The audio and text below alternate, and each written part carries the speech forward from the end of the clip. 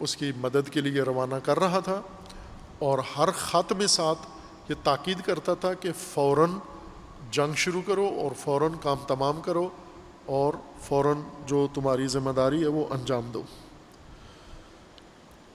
اور اسے کہا کہ تم تاخیر مت کرنا اور ٹال مٹول مت کرنا۔ عبید اللہ کو کربلا سے خبریں پہنچ رہی تھیں کہ عمر سعد جنگ کا ارادہ نہیں رکھتا، یہ ٹال مٹول کر رہا ہے، تاخیر کر رہا ہے، ملتوی کر رہا ہے جنگ کو۔ اور جوں اس کو یہ رپورٹیں پہنچتیں، عبید اللہ خط لکھ کے مزید سختی کے ساتھ، تاکید کے ساتھ یہ کام کرتا۔ وَأَقْبَلَ شِمْرُ بْنُ ذِي الْجَوْشَنِ لَعْنَهُ اللَّهُ، کہ پھر ایک دستہ لے کر شمر بن ذی الجوشن کوفہ سے عبید اللہ کے لشکر میں، عبید اللہ کی جانب سے عمر سعد کے لشکر میں شامل ہوا۔ شمر نے زیادہ اکسایا عبید اللہ کو، چونکہ شمر خود خواہاں تھا اس اقتدار کا جو عبید اللہ نے عمر ابن سعد کو وعدہ دیا ہوا تھا۔ پہلے ذکر کیا یہ شمر ابن ذی الجوشن، یہ جنگ صفین میں امیر المومنین کے ساتھ تھا، یہ معاویہ کے خلاف اس نے جنگ کی ہے، اور اب کربلا میں علی کے بیٹے کو قتل کرنے کے لیے آ گیا ہے۔ یہ کیسے ہوتا ہے کہ ایک انسان ایک موقع پر امیر المومنین کے ساتھ ہے اور ایک موقع پر امیر المومنین کی اولاد کو قتل کرنے کے لیے تیار ہو جاتا ہے؟ وہ کون سا ہتھیار ہے، حربہ ہے، جو انسان کو ساتھی سے قاتل بنا دیتا ہے؟ اور یہ ہتھیار ہر انسان کے لیے مؤثر ہے اور کارآمد ہے اور استعمال کیا جا رہا ہے۔ شمر بن ذی الجوشن نے عبید اللہ کو اکسایا کہ عمر سعد ٹال مٹول کر رہا ہے، تو اگر یہ اختیار، یہ سپاہ کی کمان کربلا کی یہ مجھے دے دے تو میں ایک دن میں یہ سارا کام تمام کر سکتا ہوں۔ عبید اللہ نے یہی لکھ کے دیا شمر بن ذی الجوشن کو کہ تو جا، اگر عمر سعد ٹال مٹول کرتا ہے تو جنگ کی کمان اس سے لے لے اور تو جنگ کا کام تمام کر۔ فنادا، لیکن شم ایک خط عمر سعد کے نام لایا اور ایک امان نامہ لایا حضرت عباس اور ام البنین کے بیٹوں کے لیے۔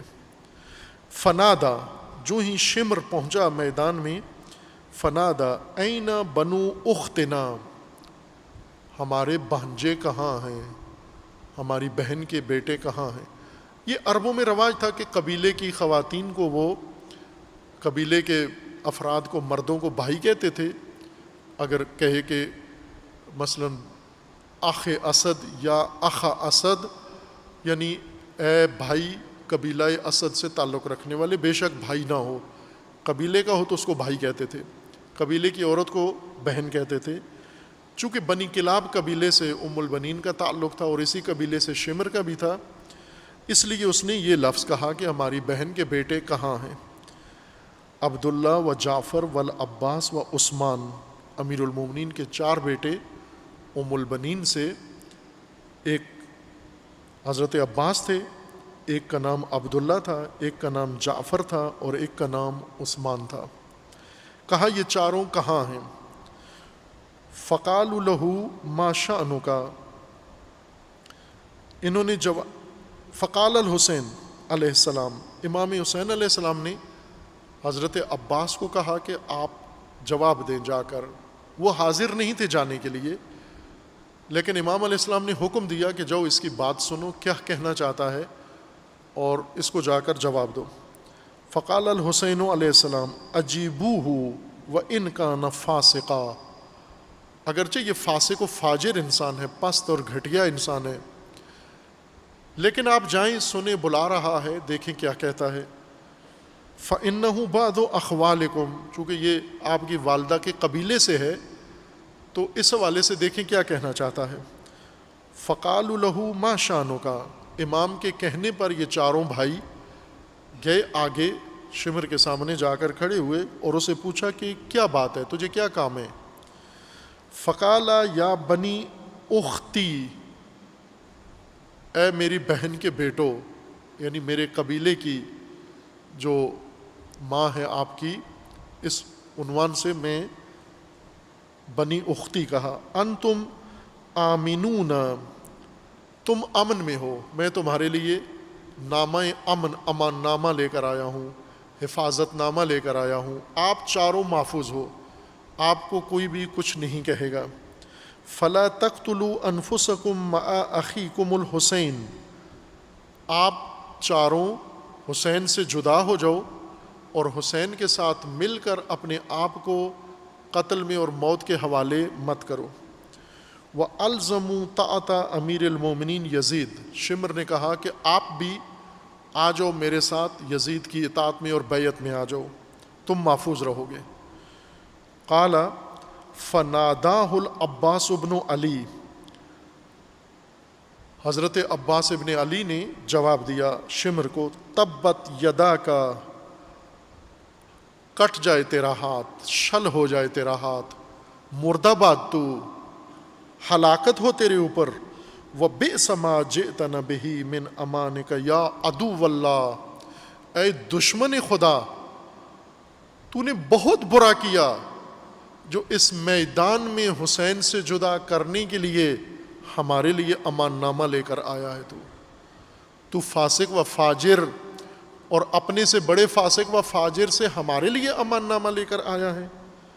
اتأمرنا ان نترک اخانا و سیدنا الحسین ابن فاطمہ، تو یہ لے کر آیا ہے امان نامہ ہمارے لیے کہ ہم اپنے آقا و اپنے مولا اور اپنے سید و سردار اور اپنے بھیا اور سب سے بڑھ کر ہم فاطمہ کے بیٹے کو تنہا چھوڑ دیں یہاں پر؟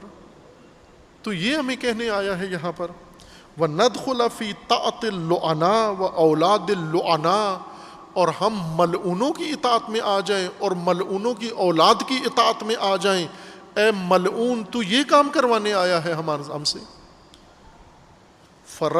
قال ورجع الشمر فرجع الشمر لعنہ اللہ الی عسکرہ مغضبا، راوی نے کہا ہے کہ شمر غضب میں، غصے میں مبتلا، بڑبڑاتا ہوا واپس اپنے لشکر میں آ گیا۔ قال الراوی ولما رأى الحسین حرص القوم علی تعجیل القتال، راوی نے کہا ہے کہ جب امام حسین علیہ السلام نے دیکھا کہ اب شمر کے بڑکانے سے عمر ابن سعد بھی تیار ہو گیا ہے جنگ کے لیے 9 محرم الحرام کو، اور یہ جلدی کر رہے ہیں قتال کے لیے، جنگ کے لیے، امام حسین علیہ السلام نے جب ان کی عجلت دیکھی، جلد بازی دیکھی، وقلت انتفاعہم بمواعظ الفعال والمقال، اور امام علیہ السلام نے جو انہیں عملاً اور قولاً خطبے دے کر جس نصیحت، واعظ و نصیحت کیا تھا، اس کا کوئی اثر نظر نہیں آ رہا۔ قال لأخیہ العباس، سید الشہداء نے اپنے بھیا حضرت ابو الفضل العباس علیہ السلام سے فرمایا، اے بھیا، ان استطعت ان تصرفہم عنا فی ھذا اليوم، اے بھیا اگر کر سکتے ہو سکتا ہے تو جو ان لعینوں کو کہو کہ آج ہم جنگ نہیں کریں گے، آج ہمیں جنگ کی مہلت دی جائے۔ فَافْعَلْ لَعَلَّنَا نُصَلِّي لِرَبِّنَا فِي هَذِهِ اللَّيْلَةِ، یہ کام کر میرے بھیا، انہیں آج جنگ کی نیت سے تو باز رکھ اور کل کا جنگ کا ان سے کہہ دے، تاکہ ہم آج رات اپنے رب کی بارگاہ میں نماز پڑھ سکیں، نماز قائم کر سکیں۔ فَإِنَّهُ يَعْلَمُ أَنِّي أُحِبُّ الصَّلَاةَ لَهُ وَتِلَاوَةَ كِتَابِهِ، خوب نماز تو حسین روزانہ پڑھ رہے تھے، بلوغ سے پہلے سے پڑھ رہے تھے، اپنے نانا کی جماعت میں حسین علیہ السلام نے نماز سیکھی اور نماز پڑھی، اور پھر شہادت کے لمحے